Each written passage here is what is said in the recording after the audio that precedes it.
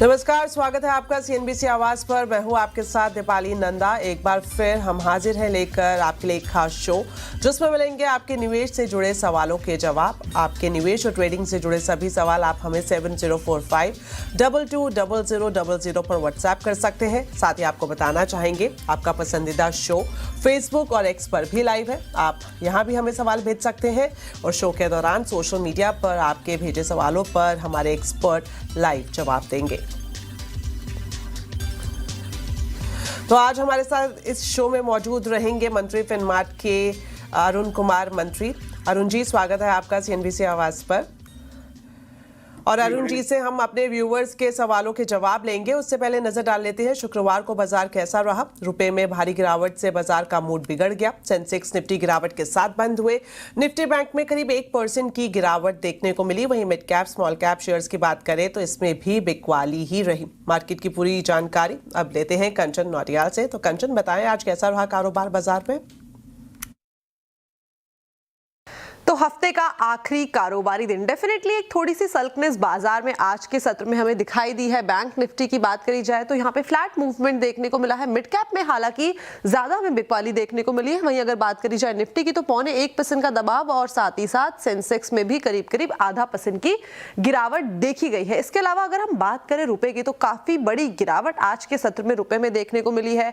Nifty में भी काफी सारे शेयर्स ऐसे हैं जो आज बियर की ग्रिप में आते हुए नजर आए हैं। बात करते हैं इस टाइम पे स्टॉक स्पेसिफिक एक्शन किस तरीके का रहा है। अगर निफ्टी में बढ़ने वालों की बात करी जाए तो मारुति सुजुकी आगे की डिमांड को लेकर आउटलुक काफी ज्यादा ऑप्टिमिस्टिक दिखाई दे रहा है। मैक्स हेल्थ केयर यहां पे 1% की तेजी देखने को मिली है। इंडिगो की बात करी जाए तो 1% का इजाफा यहां पे, और महिंद्रा एंड महिंद्रा में भी करीब करीब 1% की गिरावट तेजी हमें देखने को मिली है। लोअर साइड की बात कर ली जाए, देखिए मेटल सेक्टर में आज काफी बड़ी गिरावट। एक तो जो फेड के रेट कट का अनुमान है वो 30% हो गया है। ऊपर से हम डॉलर के मुकाबले रुपया को देखें तो काफी कमजोरी यहां पे देखने को मिली है। 77 पैसे की कमजोरी इस सत्र में देखी गई है। तो काफी बड़ी गिरावट जिसका इंपैक्ट मेटल सेक्टर में आता हुआ दिखाई दिया। हिंडाल्को, टाटा स्टील, जेएसडब्ल्यू भारी गिरावट के साथ बंद हुए हैं। वहीं अगर बात करी जाए दूसरी तो बजाज फाइनेंस में भी आज एक गिरावट देखी गई है।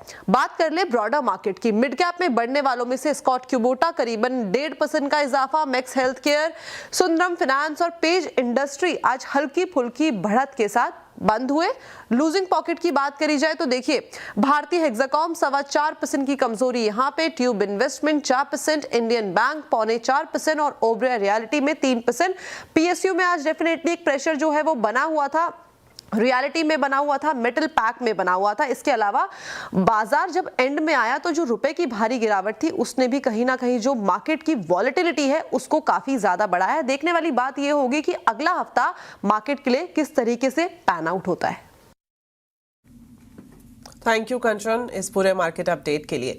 चलिए एक नजर डाल लेते हैं एफआईज और डीआईज के आंकड़ों की। बड़े सौदों के निवेशकों के जो आंकड़े हैं वो कैसे रहे हैं। एफआईज की बात करें तो यहाँ पर बिकवाली देखने को मिली है। 1766 करोड़ से ज्यादा ये आंकड़ा दर्ज किया गया है। वहीं डीआईज की बात करें तो यहाँ पर खरीदारी है 3161 करोड़ रुपए के आसपास ये आंकड़ा दर्ज हुआ है। ये तो बात होगी शुक्रवार को बड़े सौदों की। अब बात कर लेते हैं कि पूरे हफ्ते ये ट्रेंड, ये नंबर कैसा रहा है।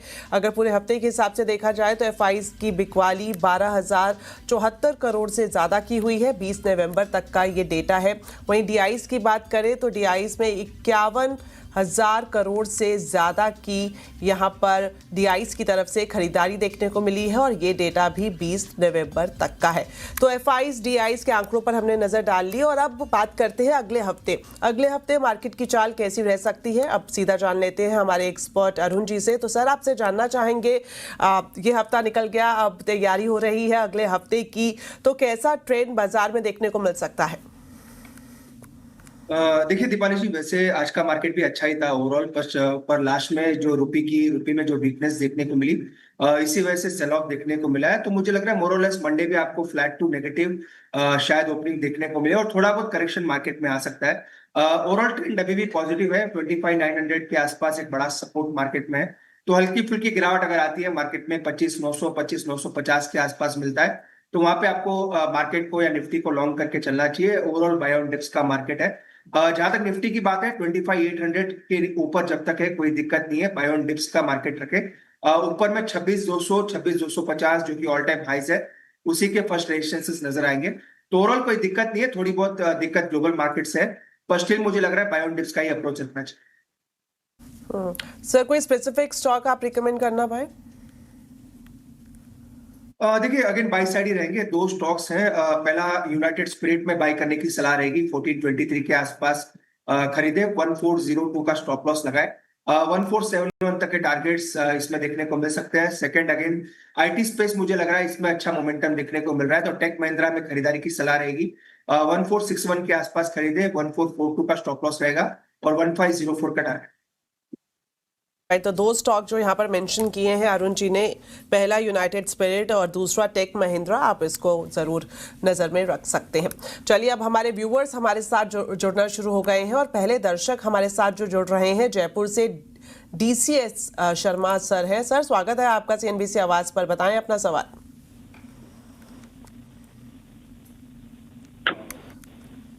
शर्मा जी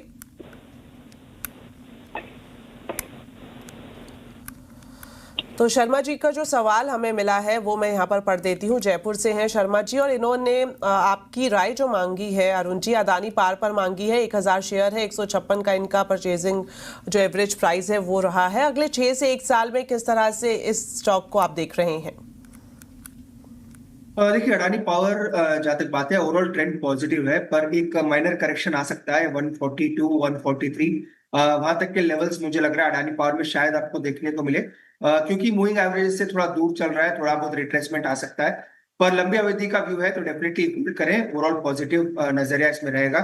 अगर 140-42 आता है तो वहां पे ऐड करके भी चले, मुझे लग रहा है 175 तक के टारगेट्स इसमें लॉन्ग टर्म में आ सकते हैं। तो शॉर्ट टर्म में थोड़ा करेक्शन आ सकता है तो उसके लिए तैयार रहना चाहिए।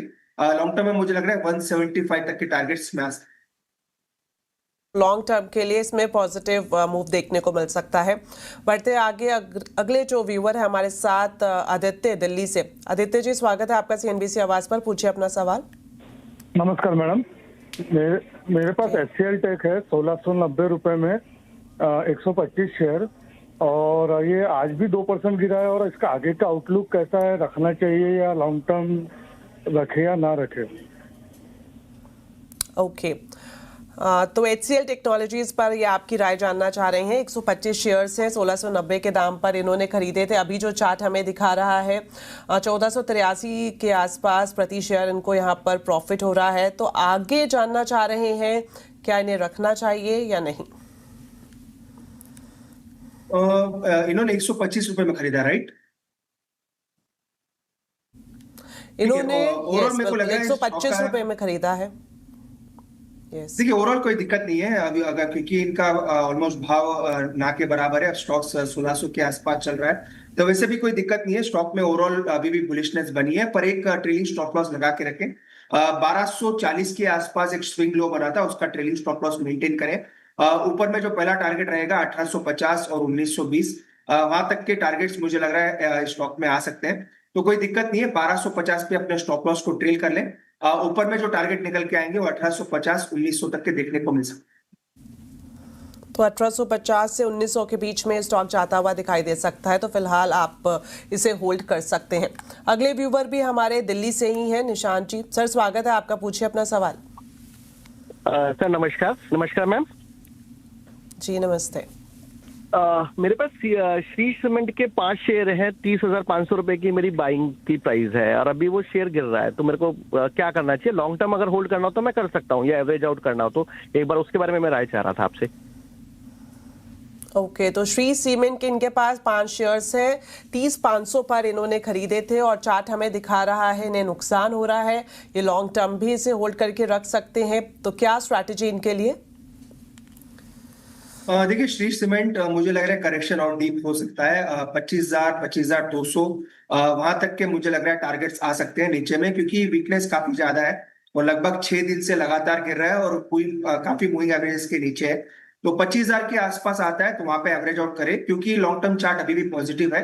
तो फिलहाल एग्जिट की सलाह नहीं है, अगर 25,000 के आसपास मिलता है तो वहां पे एवरेज करके चल सकता है।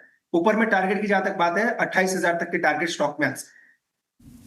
ऑलराइट, तो आपको पेशेंटली देखना होगा किस तरफ इसका ग्राफ जाता हुआ दिखाई देता है। चलिए बढ़ते आगे, और अब हमारे साथ जुड़ रहे हैं सरजीत फरीदाबाद से। सरजीत जी, स्वागत है आपका CNBC आवाज पर, पूछिए अपना सवाल। Good evening ma'am, good evening sir. मेरे पास मैम KYCL के 250 शेयर है, 512 रुपये वहाँ पे, और जब से लिया जब से गिर ही रहा है। ओके, तो अभी आप क्या सोच रहे हैं, कितना समय है, कब तक आप इसे रख सकते हैं? और मैं 3 महीने और होल्ड कर सकता हूँ, तो क्या टारगेट होगा इसका? मेरे खरीद हुआ तो पहुंच जाएगा। ओके, तो नुकसान इन्हें स्पेसिफिक स्टॉक में हो रहा है, 3-4 महीने होल्ड करके रख सकते हैं। क्या राय है आपकी अरुण जी? देखिए सरजीत जी को एक ही राय रहेगी, क्योंकि स्टॉक में वीकनेस है और लगातार मार्केट जब चल रहा था जब भी स्टॉक नहीं चला है, लगातार लोअर लो से स्टॉक बना रहा है। तो फ्रेश एवरेजिंग पहले तो ना करें, और सेकेंडली 330 का एक स्टॉप लॉस मेंटेन करें। ओवरऑल वीकनेस है, मुझे लग रहा है और इनको ऐड नहीं करना चाहिए। 330 का स्टॉप लॉस नीचे में लगाएं, और 400-420 भी अगर आता है तो सेल ऑन रेंज की स्ट्रेटेजी रखें। चूंकि स्टॉक वीक है, मुझे लग रहा है उछाल में एग्जिट करना चाहिए, और 330 का एक स्टॉप लॉस मेंटेन। इसका स्टॉप लॉस आप यहाँ पर लगा सकते हैं, और जैसे ही उछाल देखने को मिले 420 के आसपास, तो आप एग्जिट कर सकते हैं, यहाँ से सेल आउट कर सकते हैं। ये सलाह आपके लिए। अगले कॉलर हमारे साथ जुड़ रहे हैं हरिशंकर जी। हरिशंकर गुरुग्राम से हैं। सर, स्वागत है आपका, बताएं अपना सवाल। नमस्कार सर। मेरे पास 2 शेयरों के बारे में मैं जानना चाहता था। टालब्रोज लिए हुए हैं मैंने 500 शेयर 315 रुपए के हिसाब से, और ग्लेन फार्मा लिए हुए हैं 100 शेयर रुपए पे। तो क्या करूं, वेट करूं या निकल जाऊं?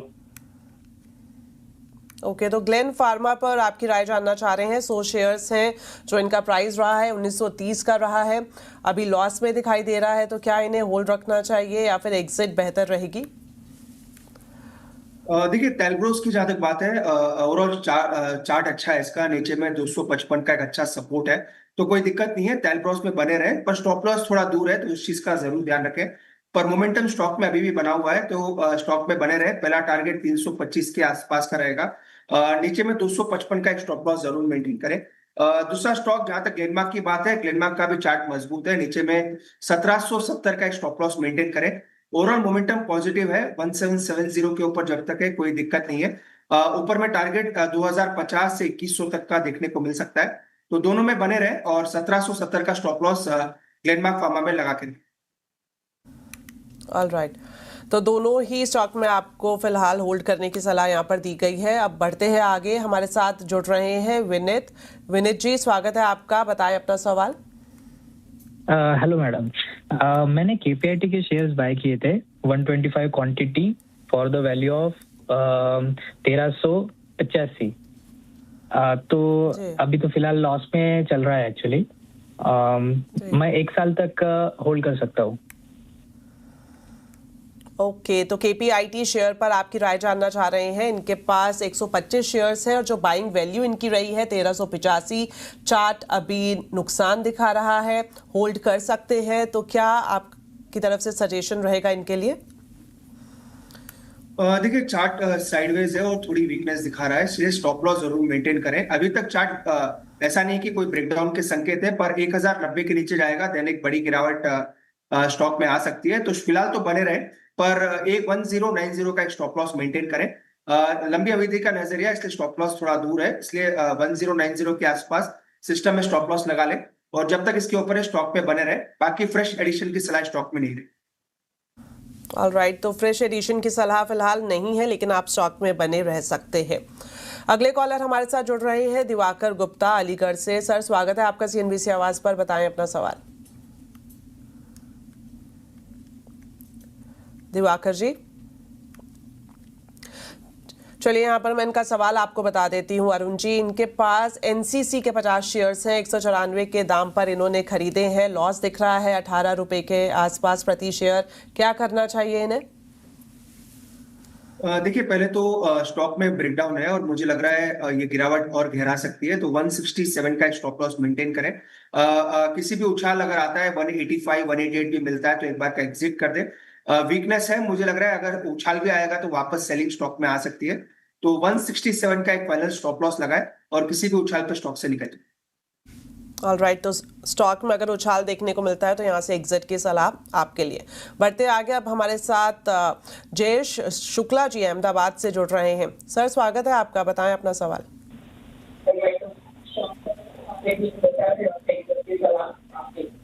शुक्ला जी, हाँ बताएं अपना सवाल सर। हाँ, एक मजगांव डॉक है 3072। जी,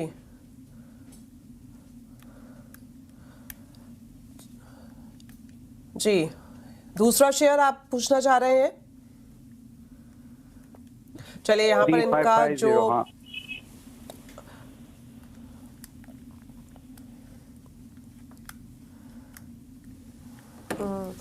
अरुण जी, दो स्टॉक है जिन पर ये आपकी राय जानना चाह रहे हैं। एक है मजगांव डॉक, जो इनके पास 72 शेयर है 3550 के प्राइस पर, और येस बैंक के इनके पास 9000 शेयर है 30 रुपए के प्राइस पर। क्या करना चाहिए? देखिए, मैजडॉक में स्टॉप लॉस मेंटेन करें 2640 के नीचे। ओवरऑल स्टॉक मजबूत है, पर इसका मेजर मूविंग एवरेज 2640 के आसपास है। चूंकि इनकी बाइंग ऊपर की है और यहाँ से अगर गिरता है तो मुझे लग रहा है वीकनेस बढ़ेगी, तो 2640 का स्टॉप लॉस लाके होल्ड करें। फिलहाल कोई दिक्कत नहीं है, इसलिए फिलहाल बने रहने की सलाह रहेगी। येस बैंक का चार्ट भी मजबूत है। नीचे में स्टॉप लॉस 20 रुपए के आसपास लगाए। 20 रुपए काफी दिनों से ये स्टॉक ने तोड़ा नहीं है, तो फिलहाल बने रहे। चूंकि बाइंग प्राइस काफी दूर की है, तो अभी एग्जिट की सलाह नहीं है, पर 20 रुपए का स्टॉप लॉस येस बैंक में जरूर लगाए। स्टॉप लॉस के साथ आप दोनों ही स्टॉक में बने रह सकते हैं, होल्ड कर सकते हैं। अगले कॉलर हमारे साथ जुड़ रहे हैं नितिन जी पुणे से। नितिन जी स्वागत है आपका, बताएं अपना सवाल। या नमस्ते मैम, मेरे पास आर पावर के 5100 शेयर्स है at the rate of 50। Okay, तो सोच रहा हूँ कि ये बने रहूँ, रुक सकता हूँ 5-6 महीने। अगर कुछ निगेटिव है तो शिफ्ट कर सकता हूँ, और शिफ्ट करने में ओरेकल फाइनेंस सोच रहा हूँ, तो है क्या पॉसिबिलिटी वैसा? ओके, तो आर पावर पर आपकी ये राय जानना चाह रहे हैं। 5100 शेयर्स है, 50 रुपए का इनका परचेजिंग प्राइस रहा है। ये होल्ड कर सकते हैं क्या? इन्हें आप होल्ड करने की सलाह देंगे या नहीं? 11 रुपए के हिसाब के आसपास इनका लॉस भी हो रहा है, और जिस तरह से इन्होंने मेंशन किया, क्या किसी दूसरे स्टॉक पर ये शिफ्ट कर सकते हैं यहाँ से एग्जिट लेकर? देखिए, जहां तक आर पावर की बात है, हमारी तरफ से हमेशा से अवॉइड रहा है। चाहे ये स्टॉक ऊपर गया या नीचे गया, हमने क्लियर इसमें अवॉइड की सलाह दे रखी है, और कोई बाइंग की रिकमेंडेशन स्टॉक पे नहीं है। तो मेरी सलाह क्लियर यही रहेगी कि आप एग्जिट कर जाए, किसी अच्छे स्टॉक में स्विच हो जाए। पावर सेक्टर में ही रहना है तो बेटर है। गवर्नमेंट पीएसयूज के काफी स्टॉक मिल जाएंगे, एनटीपीसी, पावर ग्रिड, या फिर प्राइवेट में टाटा पावर जैसे स्टॉक आपको मिल जाएंगे, तो वहां पे स्विच हो जाइए। और अगर आप ओएफएसएस में होना चाहते हैं तो वो भी एक अच्छा विकल्प है, तो कोई दिक्कत नहीं है। तो आर पावर पे तो क्लियर मेरी एग्जिट की ही सलाह है। तो एग्जिट की सलाह आर पार पर जितना हो सके दूरी बनाए रखें।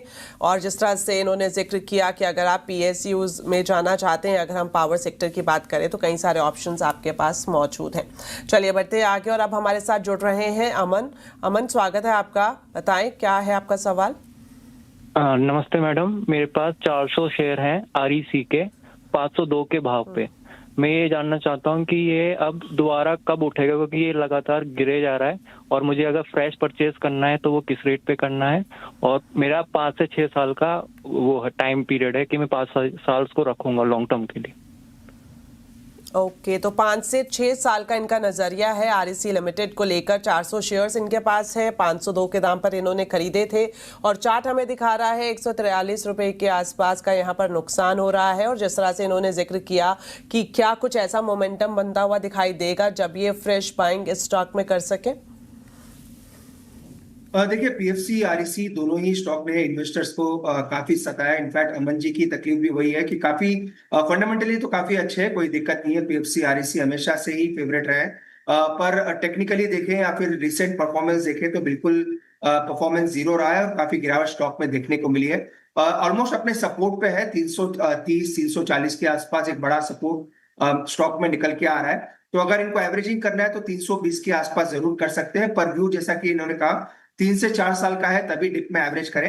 वरना मुझे लग रहा है शॉर्ट टर्म में अभी भी मुझे लग रहा है स्टॉक जल्दी तेजी दिखाएगा नहीं, इसलिए गिरावट पे एवरेज करें। 300 320 के आसपास मिलता है तो वहां पे ऐड करके चल सकते हैं। ओके, तो 320 के आसपास अगर भाव जाता है तो आप अपनी एड ऑन कर सकते हैं क्वांटिटी में, और बशर्त आपका जो नज़रिया है वो 4 से 5 साल का होना चाहिए। बढ़ते आगे, अब हमारे साथ जुड़ रहे हैं आरके सिंह पुणे से। सर स्वागत है आपका, पूछिए अपना सवाल।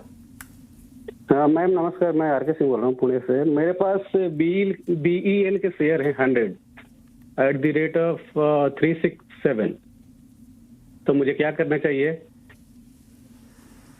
सर समय अवधि अगर आप बता पाए। मैम टाइम मैं 1 साल दे सकता हूँ इसमें। ठीक है, तो BEL पर आप क्या कहना चाहेंगे? 100 शेयर्स हैं इनके पास अरुण जी, 367 के दाम पर खरीदे थे, फिलहाल प्रॉफिट इन्हें दिखाई दे रहा है। अगले 1 साल में किस तरह से परफॉर्म करेगा ये स्टॉक जानना चाह रहे हैं। देखिए, 2 तरीके के राय रहेगी। एक तो शॉर्ट टर्म में मुझे लग रहा है वापस स्टॉक ये 390-400 तक आपको दिखा सकता है। तो अगर आप थोड़ा बहुत चर्निंग कर सकते हैं तो अभी बेच के नीचे में खरीद सकते हैं। अगर आपको चर्निंग नहीं करनी है तो वैसे स्टॉक का चार्ट काफी मजबूत है। 370 के आसपास ही बड़ा सपोर्ट है जहाँ पे इन्होंने खरीदा है, और ऊपर में 465 के आसपास के टारगेट निकल के आ रहे हैं। तो शॉर्ट टर्म में मुझे लग रहा है वीकनेस रह सकती है, 10 से 15 रुपए गिरावट स्टॉक में आपको देखने को मिलेगी। पर जहां तक आपका व्यू लॉन्ग टर्म का है तो कोई दिक्कत नहीं है, लॉन्ग टर्म में बने रहे। 465 और 480 वहां तक के टारगेट स्टॉक में आ सकते। ओके, तो लॉन्ग टर्म में 480 तक जाता हुआ स्टॉक दिखाई दे सकता है। फिलहाल वक्त एक छोटे से ब्रेक का है, जल्द वापस लौटेंगे। ब्रेक के बाद आपका स्वागत है, और अब उन दर्शकों के सवाल लेते हैं जिन्होंने SMS के जरिए हम तक अपने सवाल पहुंचाए हैं। और ये पहला SMS हमारे पास है सचिन वर्मा का, जो कि करनाल हरियाणा से है।